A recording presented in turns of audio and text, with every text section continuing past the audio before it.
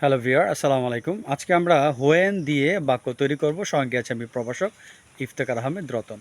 When দিয়ে যখন আপনারা বাক্য তৈরি করবেন তখন কিন্তু আপনাদেরকে টেন্সের দিকে নজর দিতে হবে।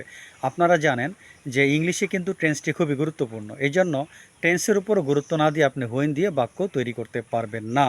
যেমন, তুমি কখন এখানে আসো। When do you come here. Do দিলাম কেন? তুমি। আবার সে কখন এখানে আসে। When does he come here. Does দিলাম কেন?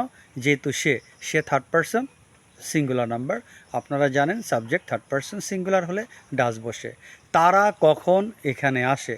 হোয়েন ডু দেই কাম হিয়ার। আচ্ছা, এগুলো যা বললাম সবই কিন্তু প্রেজেন্ট ইনডিফিনিট টেন্সে। এখন পাস্ট ইনডিফিনিট টেন্সে হলে আমাদেরকে ডিড দিতে হবে।